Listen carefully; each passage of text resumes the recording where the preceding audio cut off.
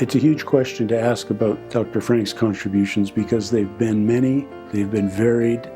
Dr. Frank was very integral in orthopedics in Canada and medicine in general. His innovation in trying to develop new ways to deliver care was of such a great impact on both Alberta orthopedics and Alberta medicine.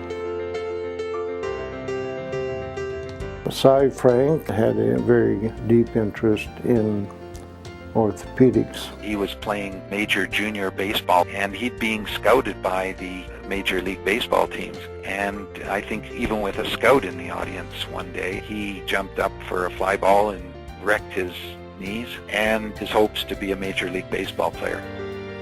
He had decided not to get his knees reconstructed because when he looked at the literature, he found there was very little evidence as to what was good, what was bad, what worked, what didn't. And he expressed interest in doing research on knee ligaments. He wanted to understand how ligaments healed. Finding out what the knee ligaments, the collateral cruciates, were both macroscopically and microscopically and biochemically. He was talking about thinking of changing the way we think about a joint and thinking about the knee joint as an organ.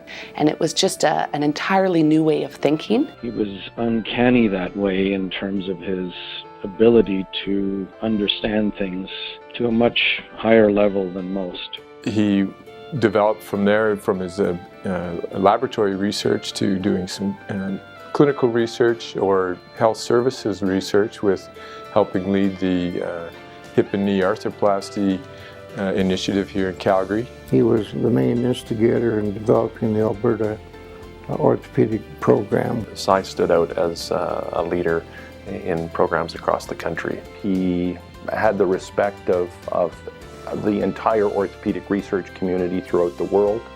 As a visionary, as a leader. He would be very humble. He wouldn't necessarily, he would never pat his own back or toot his own horn. He went on to be a scientific director at the Canadian Institutes of Health Research, and more recently here as the CEO of the Alberta Innovates Health Solutions.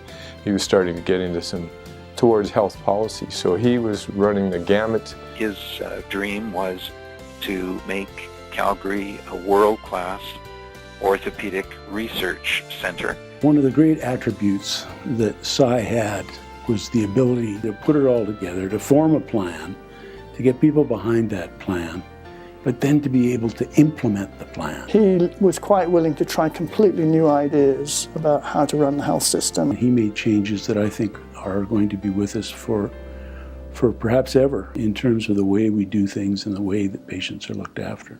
He had a way with people that really was extraordinary. Dr. Frank had a way of making me feel very comfortable, very relaxed with the procedures that I was going to do. And one of his last comments to me was, "Judy, I will not retire until your legs are perfect." And that just sums up to me what he was as a doctor and a friend and a human being. Every single patient that I've seen of his was devastated by our loss. And I think that tells it all. He didn't have a large practice, but he impacted every single person that he took care of.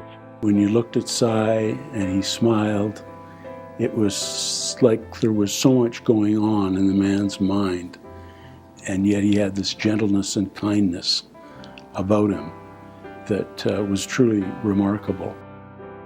He always made me feel part of a greater vision and that I had an important role to play. When he was awarded the Order of Canada, it was announced that he was the recipient. In Cy's typical fashion, he would acknowledge the team members, and it wouldn't be his own personal accomplishment, it would be the team's accomplishment. That to me just is the epitome of Dr. Frank, that it was never about him, it was always about the others that had helped him. How he impacted the healthcare delivery in our province, in Alberta, and even nationally, will be really his legacy. We will certainly miss him, his spirit, his dream, his smile, his sense of humor, his wisdom.